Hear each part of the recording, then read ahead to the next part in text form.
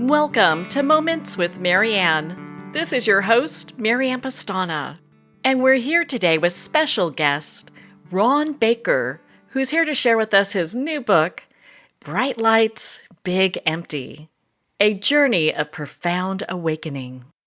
Have you reached all of your goals that you thought would bring you happiness and still feel empty and unfulfilled inside? So Ron Baker is here today to help us turn this around. After walking away from a career in the performing arts to focus on guiding individuals into a surprising new approach to personal transformation, Ron Baker has spent 25 years as a bioenergetics therapist, healer, speaker, and author. He has nurtured thousands into meaningful empowerment through his School of Self-Mastery and inspired millions to come together for his worldwide events that he has led from sacred sites all around the globe. So welcome to the show, Ron Baker. Thank you so much for having me. Oh my goodness, what an honor it is to have you here and to talk about this book. I have no doubt that, my goodness, your book's a huge success. I'm not surprised because once I picked it up, I couldn't put it down. Awesome. I love hearing that. Yeah. Well, and so let's talk about your title, because I'm sure when people see this, they're like, wait a minute, what does this even mean? Yeah. Bright Lights, Big Empty.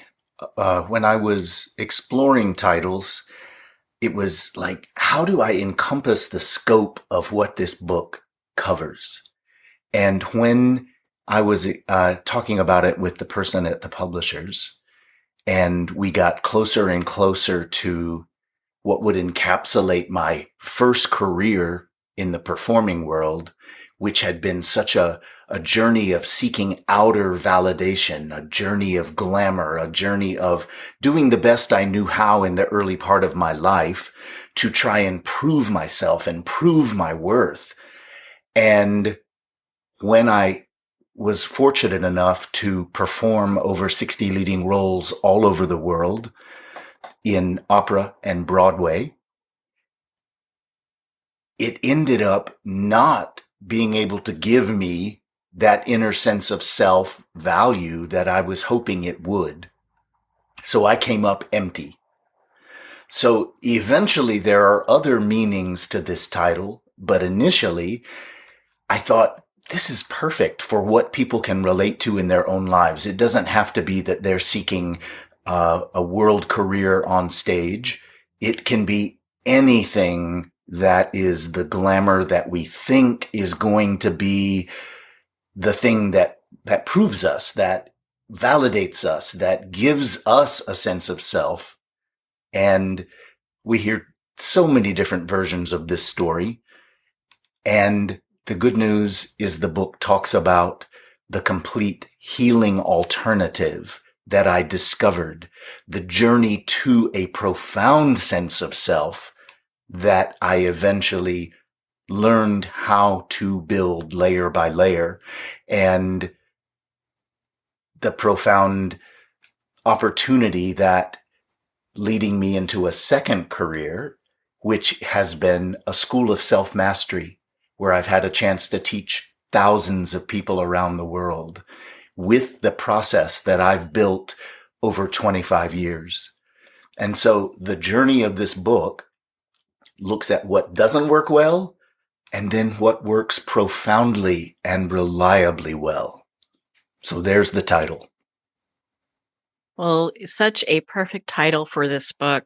And it's, you've had such a dramatic change. I think a lot of people can really relate to reaching for those high points, like I'm going to be happy, or I'll be worthy, or I'll be successful when I reach X amount point. And you get to this point and it's like, well, I'm supposed to be happy now. So what happened? Yeah, exactly. Yeah, it must be me. I don't know. Yeah, I got a box of cheap accolades. Now what am I going to do?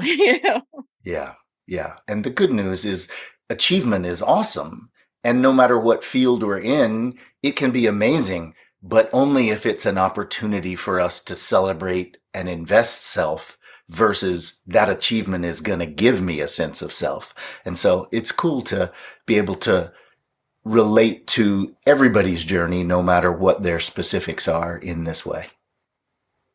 With all the people that you work with, what do you think they really get hung up with the most? Most people just don't know that there's a true alternative. We have lived in a world that has had so little education about self and the journey of self and what it means to build a sense of self, and don't even understand that that's the grand prize that we're all seeking. And so we're trying to do all this outer focus, trying to get relationships and jobs and money and stuff to do the trick that we've sort of been handed. It's sort of like the fairy tale. And so most people get caught up in, I have no idea what I'm seeking. I just know that what I'm doing doesn't work. And even the people who come to me and say, I have tons of tools. I've done so many workshops. I've gathered all these tools and I don't know what to do with them, to actually have a clear map of the journey, a clear map of self. And so that, not even knowing what I don't know or not even knowing what I'm actually seeking, is where most people get in trouble. I can easily see that. And I think we've all been there, done that, got the bumper sticker for it, right? So what made, I mean, because I know you went through this and your book describes it so well. You go through your life and your life's journey, and then you get to this pivotal point where everything changes. Can you share a little bit about that with us? Yes, I had been seeking validation from outside myself after growing up in a household with a father who never said a single thing to me. He was right there. He was having his version of success in life and never spoke up, never engaged in a single conversation. And so that's where the seed of the challenge got set up for me mostly. And so I was trying to figure out, who do I need to be in order to get his validation? And so my journey of seeking that one person became, oh, it's got to be bigger and better and bigger and better. And I got to a world-class level of getting validation from others, but it probably was when I came to New York City to make my debut at Lincoln Center. For those who are not aware of the classical world, it's probably the pinnacle of classical performing in the world. And so I came to make my debut there. And it was a huge success in the newspapers, the reviews, the applause, the cheers. And I was like, uh-oh. It doesn't get any bigger than this in this particular field. And I don't feel any different. I'm still on the inside feeling like that little, sorry, it's actually moving me to say it out loud in this moment for whatever reason, but which is fine. It's harder to talk when the tears are coming. So I still feel like that little boy who is lost and alone. And I guess there's never going to be an achievement that saves me from myself, from my wound. And that wake-up call set me on a different trajectory, looking for deeper answers.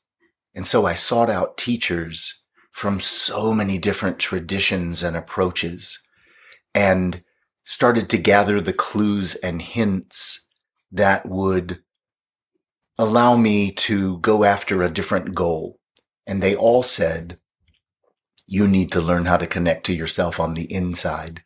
You need to have an inner journey. I didn't even know what an inner journey meant. And it turns out that the more I learned to connect to myself on the inside, the more I was able to bring a sense of self to the opportunities that I had. And all of a sudden, I was able to have meaningful goals within the performing. I was able to have meaningful connections to people where I was more and more authentic and shared. and found out that I was not remotely alone in the journey of confusion, seeking outer validation, etc. And so that wake-up call at Lincoln Center was really the big turning point that set me on a different path. And we're so glad it did, because this book is just amazing. Thank Well, you.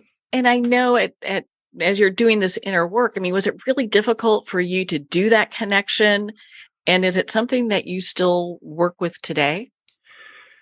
It is absolutely what I work with today. It was such a huge transformation that I went through that I ended up canceling my performing career. I had the top agents in the world. I was booked 2 to 3 years in advance, and I stopped doing auditions in order to say, you know what? This has made such a difference to me. And as I start to share it with the people who are in my immediate world, it's making such a difference for them. What could be more important than this? And so I began to train and prepare to become a bioenergetics therapist. Fancy word for saying somebody who understands how to move energy and how to help people clear their blocked energy in order to blossom into more and more of who they are authentically. And so I trained to be able to quantify the journey I had taken, to make it a step-by-step, clear, reliable approach to life. And so as I developed that, and it was having such consistent results with the people, I was like, okay, it's time to let go of the performing career and dedicate myself to this. And I did all kinds of different training as a healer and all kinds of discoveries of how to get to deeper and deeper depths of this inner self. And that changed the trajectory of my life. And yet the foundation of what I learned at the beginning has only been built upon, and it is still absolutely what I use to pass on to others. And fortunately now it's been thousands of people around the world. How did you find the courage to be able to make that transition? Because I think a lot of people would look at that going, gosh, okay, a very successful career. You've had over 60 leading roles on Broadway, to now I'm following this more spiritual path. How did you find that courage? Well, I think that when something is clearly so meaningful, we become more willing to face the fears that are involved in allowing change. And if we can each identify some of the things that truly matter to us, if we're really, really honest, it gives us a more natural courage rather than just letting go of something. I didn't really focus on what I was letting go of. I focused on what I was moving toward. And that motivated me day after day, and it just kept getting better and better. And I began to identify more things that mattered to me. And this is the approach, certainly, that I inspire at the beginning of a process with someone, that somehow awakens a natural courage that we all have, because we have a natural desire to feel fulfilled, to feel authentic. And so the courage really is to be honest and authentic with self, and then identifying some of the vision that we can move toward doesn't always equal needing to let go of a career, but it does equal prioritizing things that make it worth waking up every day, that make us really happy to show up every day, even when we have challenges, because challenges are just a natural part of, oh, this is what I don't know yet. This is what I need to learn how to navigate. And if I just get some support and some clear tools or approaches, and I have a clear map, it becomes, I love my life. I don't hear that statement from tons of people until they start doing a process like this. And then all of a sudden, there's a different aliveness, a different passion, because I'm investing in me. I'm investing in my most authentic priorities. What could be better than that? And all of a sudden, instead of looking outside the self like I did initially, where I was working my butt off to try and get people to see me a certain way, that's not motivational. That is fear. And it's draining. It was exhausting to do all of that. And all of a sudden, when I was using the same amount of energy to invest in myself, and it built more and more joy, willingness, authenticity, etc., then it was so worth the investment that it becomes courage and motivation feeding itself. And it just takes on a life of its own. Well, thank you for going through that. I really appreciate you sharing that because I think a lot of people just, the unknown is so scary, and Mm. so if we're looking at a new process or a new way of doing things, I think for a lot of people that could be really difficult. Yeah, I think the reason the unknown seems so scary to people is because we got so little education about life and how it works when we were growing up. All the people I've taught, that has been the case, so I kind of claim it as a general likelihood. And so we got so little clarity and education about self, about the journey, about how to make it meaningful. And so we clamor on to whatever initial hits of gratification or reassurance that we can, such as the difference between having a father who never said anything to me and all of a sudden, when I showed that I had certain talents, I started getting attention. And that's when I felt seen to some degree. And so I clamored on to that hit of gratification, and it became the only thing I knew. And so to let that go would have been way too overwhelming, because who will I be? What will I have left? I'll just be lost and empty and purposeless. I find that most people cling to their initial protection racket and comfort zone based on that fear. No one's ever made it clear to me. I don't understand how life works. And I adore being able to offer people a much clearer map to self and how life actually dances with us. And when people feel that clarity, the blossoming becomes much more effortless and willing and passionate. I learned so much from your book, and one of the many takeaways that has stuck with me is that we learn so much from our parents. And in many respects, the viewpoints, all of that is generational. This would give us a very limited view of the world around us. Yes, well, the great news is that when we understand what has been missing, we don't actually need to move into whose fault is it, but we live in a world that looks for that. And so it's like, wait a minute. If somebody asked me to teach them how to build a jet engine, I would be clueless. I can't help you. I don't know what to say. And this is basically how people have felt for generation after generation, doing their best to say, okay, I'm going to teach you the foundation of how to get a job, make money, and put a roof over your head, as if that is supposed to be the end of the picture and fulfillment. And it's just not. It is an important foundation in the physical world, but until we learn that self is the centerpiece of our lives, and investing in a sense of self, a joy of self, a passion that comes from within self, to say, no matter what structures I have in my life, I need to create this meaningful intimacy with the people, the opportunities. I need to show up and decide what experiences I want to have and give those to myself. This is all missing in most of our histories.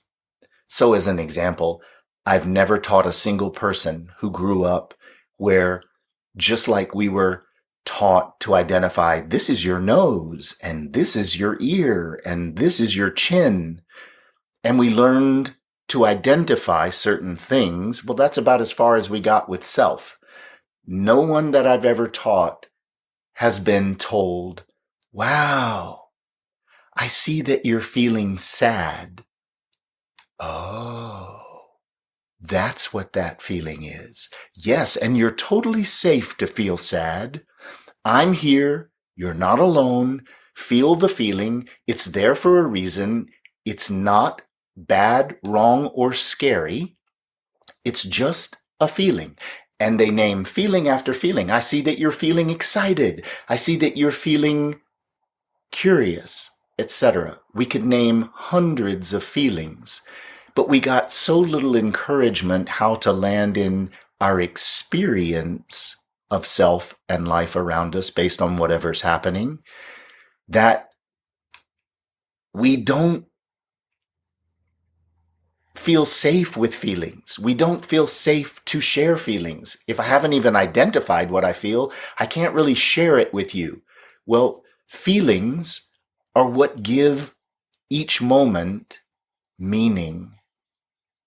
By being willing to experience whatever we're in, it becomes truly meaningful in some way. Whereas I teach tons of people and they go, I don't even really remember my childhood. And that is, I explain to them, because no one taught us to land in each moment and to know what we were feeling. When we land in the experience, then the moment becomes very conscious and owned, and we can remember that moment. Most people can remember some really heightened moments where they got a particular toy they wanted, or on the other end of the spectrum, when something particularly traumatizing happened. We can remember those moments because we couldn't escape whatever feelings were going on. But if we can learn to land in the experience, each moment, each day can become more meaningful rather than I'm on the hamster wheel of life. I'm going through the motions. I'm working my butt off. I'm busy as can be. I never have any downtime. And where did our life go? We're on a hamster wheel of doing and outer focus rather than moment after moment after moment of experiences that we've chosen to allow, to invest in, and it creates this beautiful intimacy with a life that we love. And this, of course, this is just one layer, but it is a crucial layer that has been missing, because if mommy and daddy were never taught how, they can't bring it to us and teach us how. And so in these last, I'm going to give it probably 20 years or so, more and more people are waking up, and there are reasons for that, but that's a whole other focus. And people are starting to seek more fulfilling approaches. And that's why I'm so glad that I have this School of Self-Mastery and that I'm putting out my book, which is literally me moving through the clear map from survival consciousness into more and more and more fulfillment. So there's a few more layers. So when we look about landing in a layer, what does that look like for us? Well, if we have clear guidance from a teacher, a model who has gone through something, then we are taught what that person has learned works well, doesn't work well. And so basically, we need to learn how to shift some of our focus from all that outer doing and busyness back to self. Let me give one very specific, clear example that everyone listening right now can actually do for themselves. First, We need to be connected to self. But if no one taught us or no one modeled it, then we're not very connected to self. Let me give you a litmus test for yourself. I'm going to say a word, and when I say that word, I'd love for you to consider bringing your focus to it, but don't change a single thing about what you're already doing. The word is breath. Don't change, just notice how you are habitually breathing. I have done this with thousands of people from so many different cultures and countries. Almost without exception, people discover that they're doing this very shallow breath into the upper chest. Some people get to the middle of the chest. However, this is the most peripheral connection that we can create and still survive. I call it survival breathing. So when you look for a contrast, all we have to do is look to a baby lying in a crib on its back, sleeping. The only thing that moves when a baby breathes is the stomach.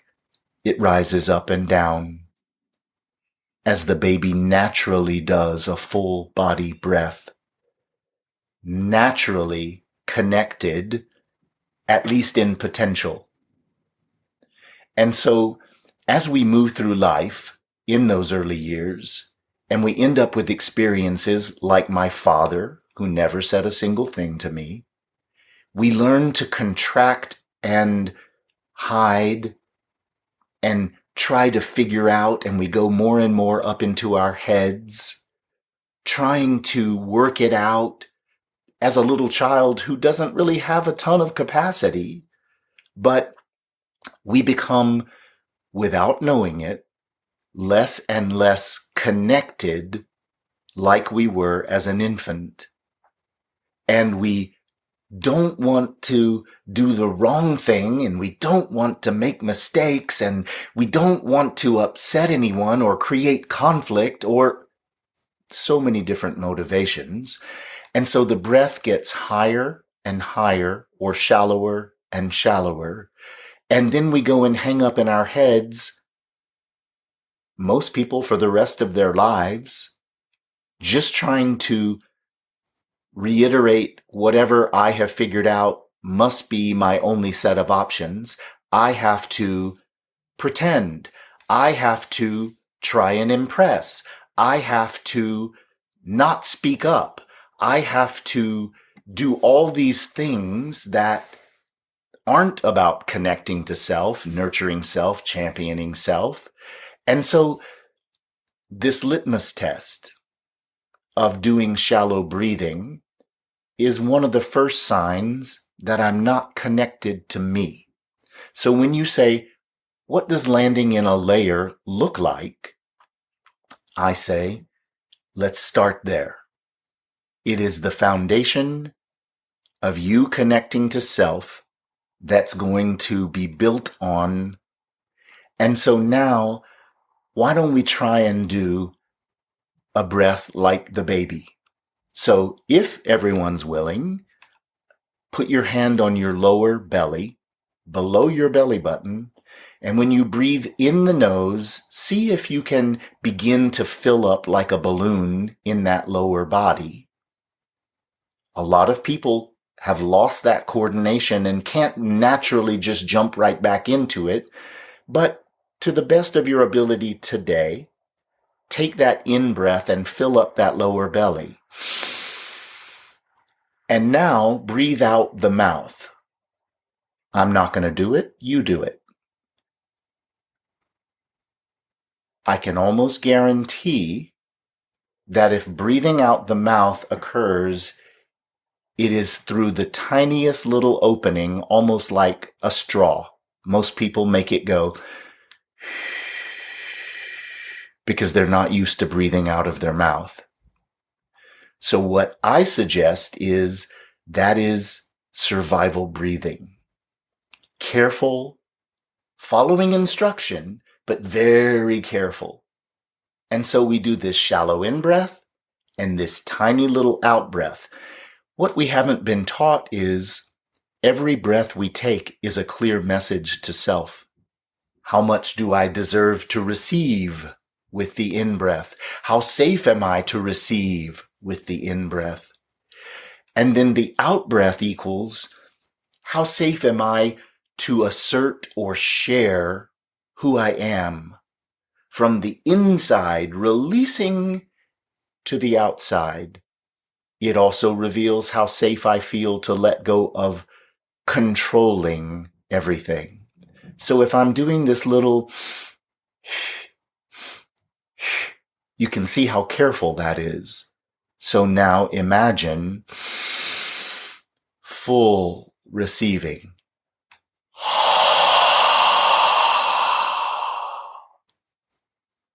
Now tune in and see that I'm not threatened in any way by that huge out-breath I just did. So if you're willing, as you listen to this, breathe with me a couple of times with a very open, full out-breath. Together we breathe.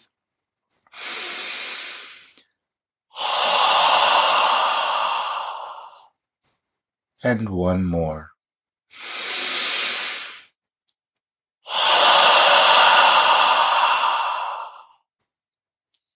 That is an introduction to landing experientially in one layer, one introduction of reconnection to self.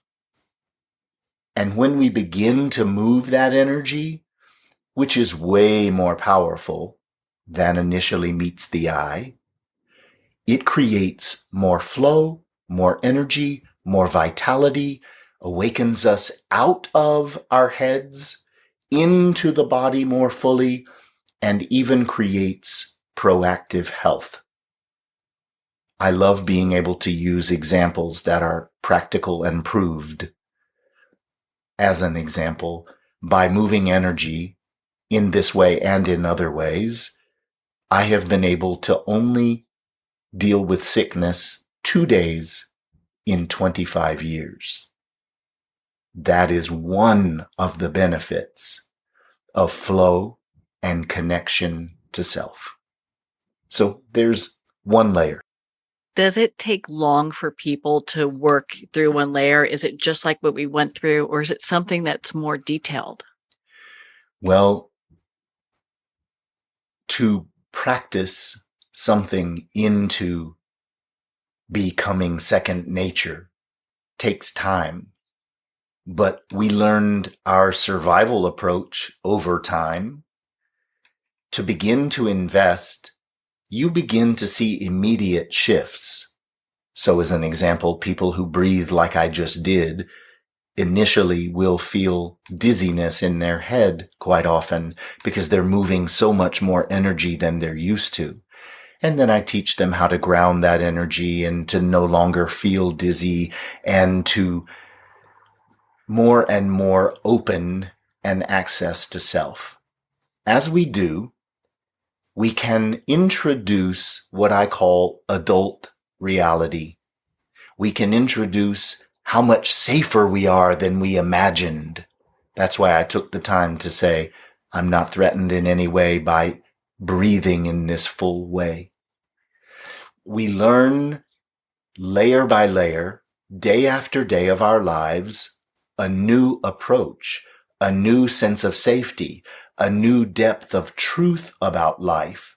So as an example, I don't have to prove myself every day. I don't have to work really hard instead to gather someone's validation.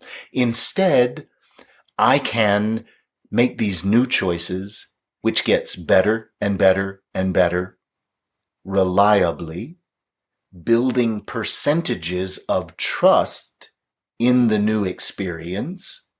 And so the shift is immediate, but it deepens over time. Eventually, we add, let me learn what I've been doing, how I've been defending, how I've been holding on, what has been keeping me from feeling safe to be truly authentic, to go after the things that matter to me. What did I learn early on? And now, as an adult, do I still see life that way? So as an example, do I still see that my father didn't speak up to me because I had no worth and value? No. I learned by looking more deeply from my adult self that my father simply didn't know how. His father died when he was young. He had no modeling. He didn't know what to do to create connection or intimacy. He didn't know what to say. He was scared to death of actual conversation, but he was great at his job, and so that's where he put all of his focus. So it was incredibly helpful for me to eventually realize by looking back at my life that much of what I have embraced as the way it is was not the way it is. It was my child's limited capacity to understand, and I personalized it all. And so now I teach people how to view life from a much deeper truth, how to get in touch with adult truths. And when you merely ask some of these practical questions, it helps people to claim a different context and approach. Let me give a quick example. Somebody says, "Oh my gosh, I can't believe it. I've gained 5 pounds." And I go, "Okay. Are you in major judgment and fear?" "Oh my gosh, yes, I have to be this particular ideal weight." And I go, "Okay, let's explore that from adult reality for a minute. I'd like you to name 3 to 5 people you admire, people you really appreciate in your life." And they name them in their heads. And I go, "Okay, if that person gained 5 pounds, would you tell them to take a hike and not come back until they got back to a certain weight?" "No, I would never do that." "Oh, so you're telling me this only applies to what your child decided was necessary in order to make you lovable. Do you think any of those people would tell you to take a hike because you gained 5 pounds? Chances are there's some real compassionate adult truth just waiting for you to consider." That's one example of countless examples we can look at that help us to make a transition from the habitual wounded child decisions that tend to run people's lives, which I point out a ton in the book from my own journey. These are the things I learned. These are the limitations I embraced. And let me explain to you how I learned to open to much deeper truths that allowed me to then treat myself with much more compassion and respect.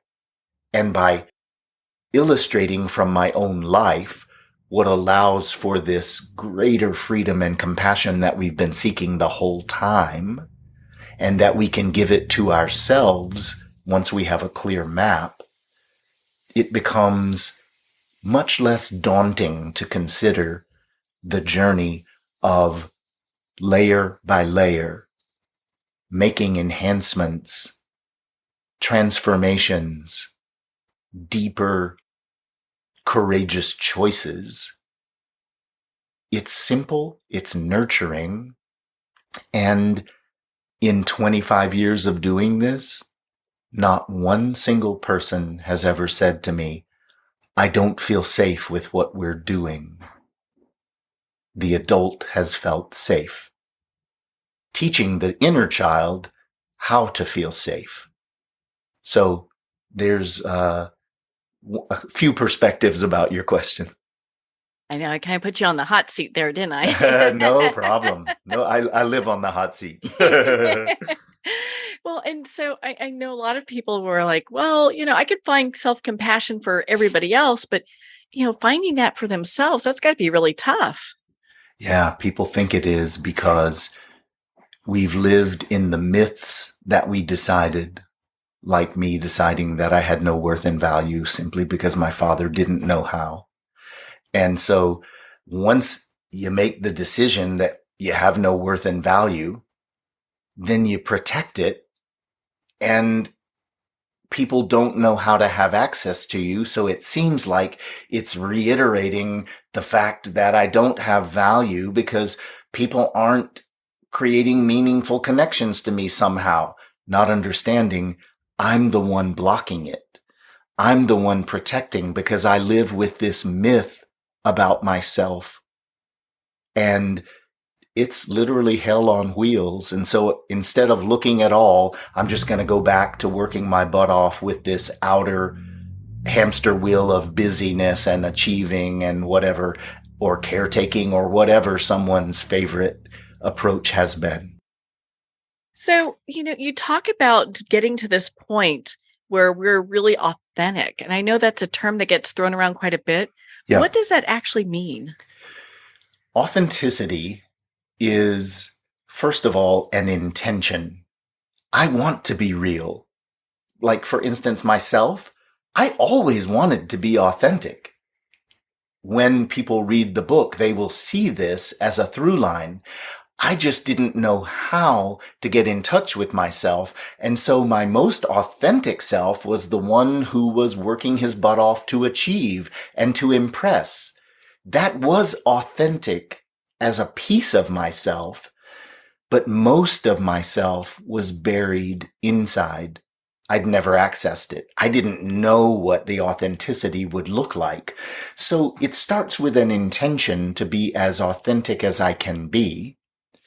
And then let me look and see what's working well in my life and what's not working so well.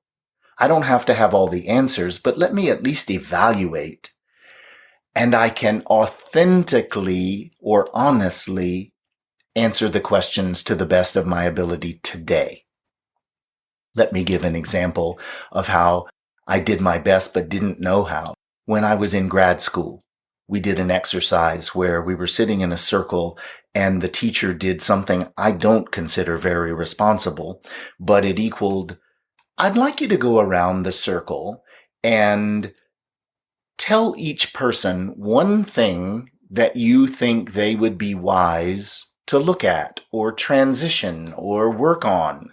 Now, oh my God, was that not responsible in a class that had nothing to do with that? However, when we went around the room, people did speak up to some degree, but when it came to me, I didn't get hardly any feedback at all about things I needed to work on.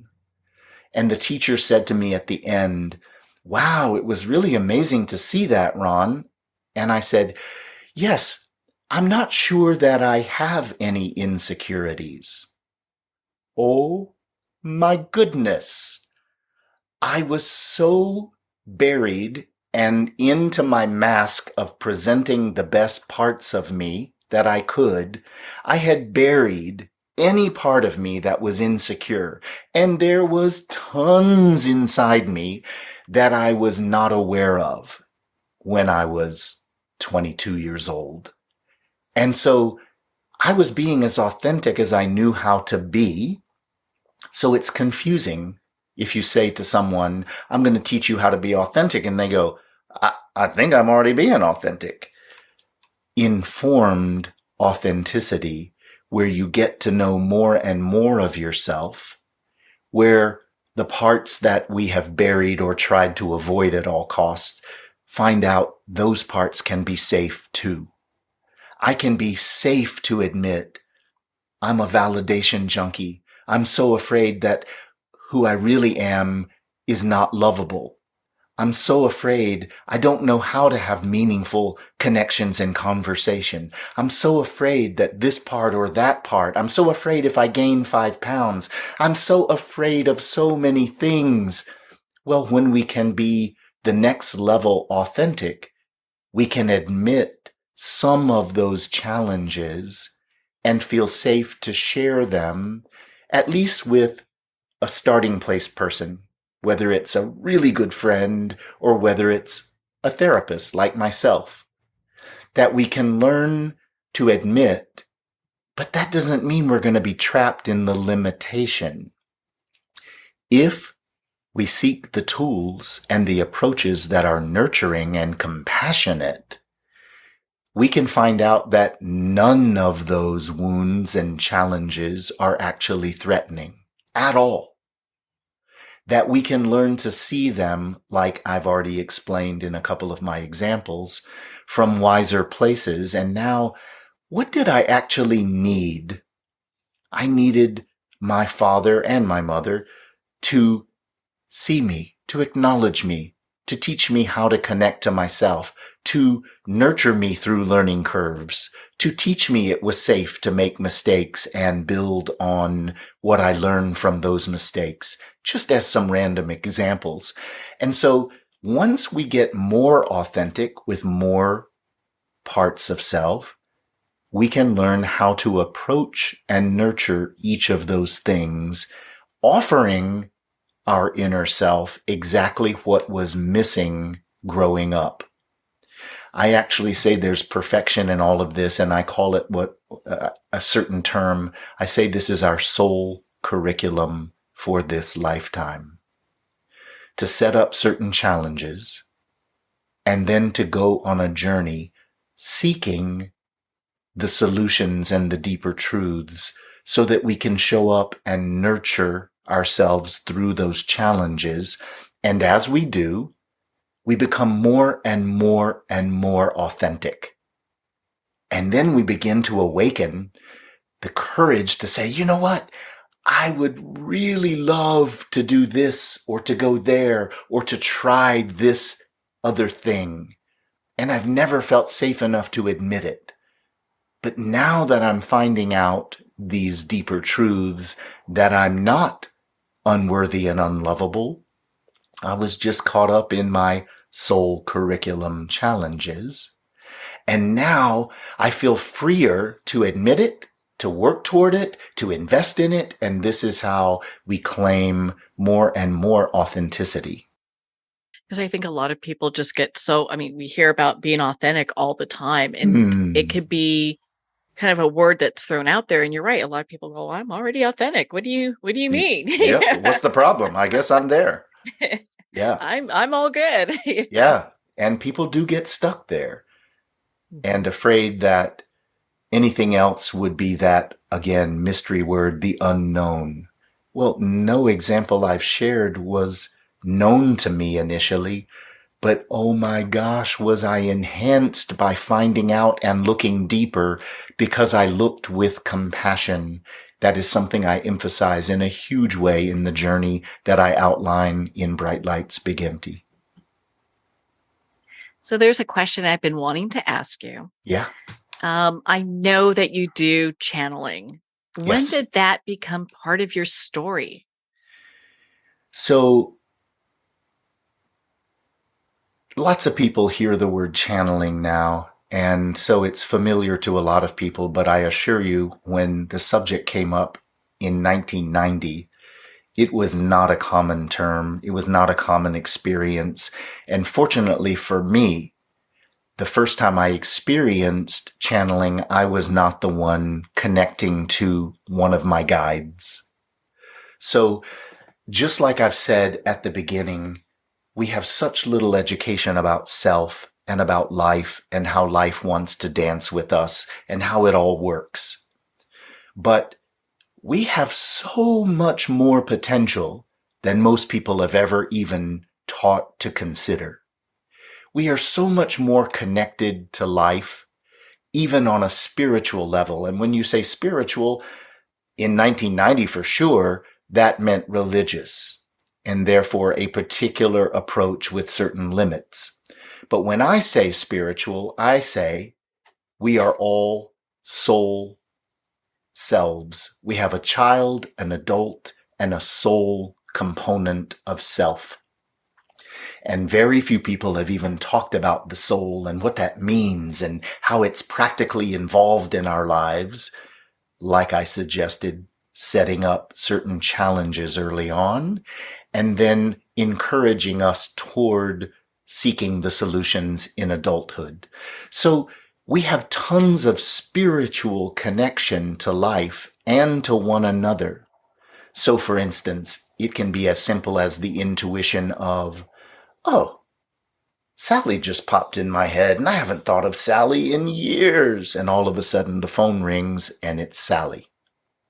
And that was her energy and intention reaching out toward us because she found our number and she's going to call. And we receive that impulse as intuition. That is a spiritual connection. Now, we are so far in our lives mostly caught up in the more basic levels of our potential. Imagine that we all have spiritual guides, but even just our soul self would suffice for this example.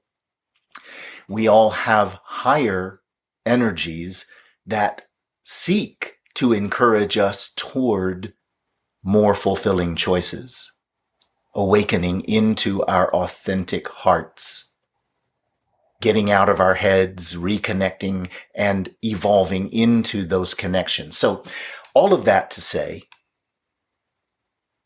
my dear friend Robert, who is introduced throughout the book, he eventually became my business partner for 22 years before passing away.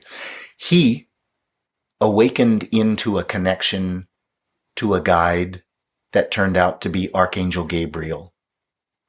And this energy came through and said some of the most loving, practical, wise things I had ever heard, even in the first meeting. So I introduce at the beginning of the book, shortly after my wake-up call at Lincoln Center, I met Robert, and 3 months later, he channeled for the first time. So let me take you on this journey of when I woke up and said, I need a new path because this direction is never going to lead me to true fulfillment or a sense of self-value. 3 months later, the timing was perfect. I consider that soul order or divine order. So it was perfect that Robert brought through this teacher who then spent the next 30 years, 22 with Robert, and eventually through me as well, passing on layer after layer after layer of the most profoundly beautiful, reliable, practical approaches to life, how to resolve the wounding, how to understand what's going on the planet, how to know why things are accelerating in unprecedented ways on the planet, and how to resolve every single challenge. Because once we understand the map of self, the map of life evolving into more potential, we can get aligned with that journey. We can learn to approach life in ways that are compassionate, safe, powerful, and meaningful. And this journey with Gabriel literally became the most profound opportunity I could possibly try and convey. And I love that it doesn't matter that it came from a spiritual guide. It just matters that the information is so dang helpful and clear. And as we learn to apply each layer of that information into our lives, that became the main foundation of the approach that I suggested at the beginning, transformed my life in ways that continue to evolve, continue to improve and enhance. And so the experience of opening up to connection to other people or to our spiritual guides is part of the benefit that we can all learn to do to varying degrees. And I'm so grateful that Robert modeled it. And then a few years later, I discovered I had my own version of doing and hearing, and have continued to receive these beautiful messages that not only enhance my life, but I've been able to offer to so many more people around the world. Well, I'm sure we could talk forever, Ron. I so appreciate just the work that you bring, the light you bring to the world. Where can our listeners connect with you and be part of your community and learn more about your work? The simplest way is to go to my website, which is ronbaker.net. From there, you can find podcasts and courses and ways to reach me directly, and so many videos and layers of teaching are there. And so that is the main hub I would suggest, ronbaker.net. Well, Ron, thank you so much for taking the time to be on the show with us here today. Thank you so much for having me. The opportunity to reach people with seeds of encouragement in a time that is wacky in the world, oh my goodness, means more than I can say. Well, thank you, Ron. It has been such an honor to spend this time with you and to talk about your new book, Bright Lights, Big Empty, A Journey of Profound Awakening. Again, if you'd like to connect with Ron, you can at his website, ronbaker.net. For more information, be part of his community, sign up for his newsletter, and make sure to check out his events. Well, we're going to pause here for a quick moment. We'll be right back after these messages.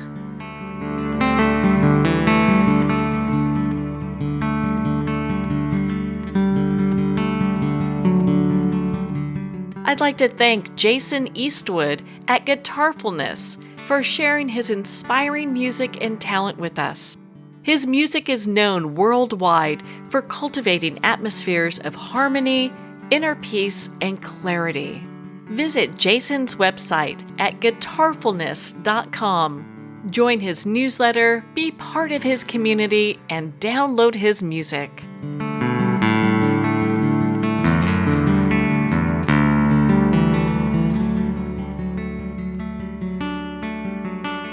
Well, we're at the end of our time today.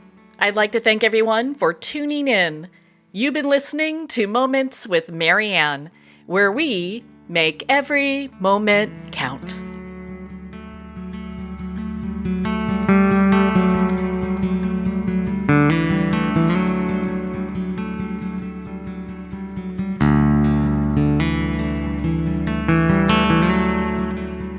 In a single moment, your life can change. Moments with Marianne is a transformative hour that covers an endless array of topics with the best of the best. Her guests are leaders in their fields, ranging from inspirational authors, top industry leaders, and business and spiritual entrepreneurs. Each guest is gifted and a true visionary, a recognized leader in her own work, and while teaching others to develop, refocus, and grow, Marianne will bring the best guest and sometimes a special surprise. Don't miss this. You never know just which moment will change your life forever. Make sure to tune in and visit momentswithmarianne.com for more information.